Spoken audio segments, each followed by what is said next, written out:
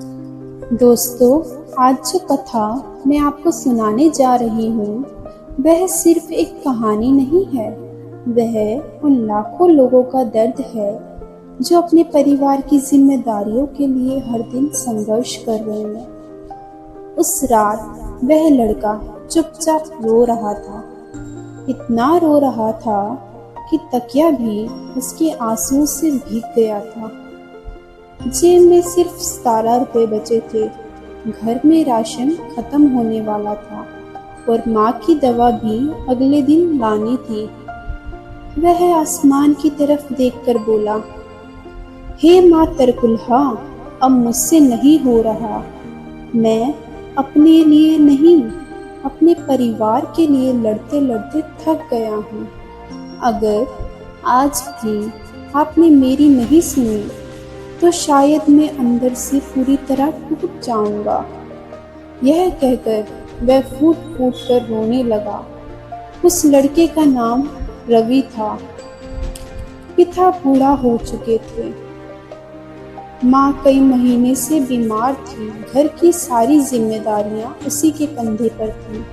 सुबह उठते ही नौकरी की तलाश, शाम को निराश होकर घर वापसी, यही उसकी जिंदगी बन चुकी थी। लेकिन सबसे ज्यादा दर्द उसे तब होता था जब उसकी माँ अपनी दवा आधी कर देती थी ताकि पैसे बच सके। एक दिन उसने अपनी माँ को छिपकर ये कहते सुना, दवा बाद में भी आ जाएगी, पहले घर का राशन आ जाए। उस दिन रवि का दिल टूट गया। रात भर वह सो नहीं पाया। अगली सुबह उसने फैसला किया कि अब वह माँ तरकुलहा के दरबार जाएगा। वह बस में मंदिर पहुंचा। मंदिर में बहुत भीड़ थी। कोई नौकरी मांग रहा था, कोई संतान, कोई स्वास्थ्य, लेकिन रवि कुछ नहीं मांग पाया। वह माँ के चरणों के पास बैठ गया और उसकी आंखों से आंसू बहने लगे।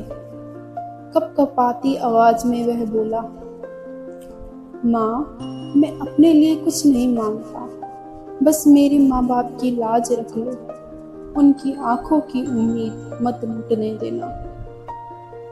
इतना कहकर उसने माँ के चरणों में सिर झुका दिया। कुछ देर बाद वह वापस घर लौट आया। दिन बीतते गए, 1 सप्ताह, 2 सप्ताह, 1 महीना, लेकिन कुछ नहीं बदला। रवि के मन में फिर निराशा आने लगी। उसे लगा शायद उसकी प्रार्थना भी अनसुनी रह गई।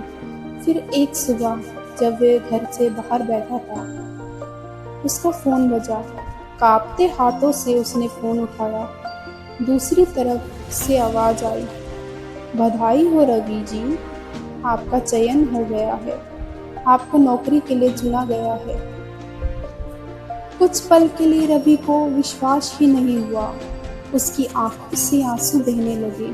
वह दौड़कर अपनी माँ के पास गया और बस इतना कह पाया, माँ, नौकरी लग गई। उसकी माँ भी रो पड़ी। पिता की आंखों से आंसू आ गए। उस दिन उस छोटे से घर में महीनों बाद खुशियाँ लौटी थी। माँ का इलाज शुरू हुआ, घर का राशन भर गया और धीरे धीरे जिंदगी पटरी पर आने लगी। लेकिन कहानी यहीं खत्म नहीं होती। कुछ महीनों बाद रवि फिर माँ तरकुलहा के दरबार पहुंचा। इस बार उसकी आंखों में दर्द नहीं था, कृतज्ञता थी। वह माँ के चरणों में सिर रखकर बोला, माँ, उस दिन मैं टूटा हुआ आया था, आज आपकी कृपा से संभल कर आया हूँ। उसी समय मंदिर में बैठी एक बुजुर्ग महिला मुस्कुराकर बोली, बेटा, माँ तरकुलहा देर जरूर करती है, लेकिन किसी सच्चे भक्त को खाली हाथ नहीं लौटाती। यह सुनकर रवि की आंखें फिर भर आईं। उस दिन उसे समझ आया कि चमत्कार सिर्फ नौकरी मिलना नहीं, चमत्कार तो वह विश्वास था जो टूटे हुए इंसान को फिर से खड़ा कर देता है।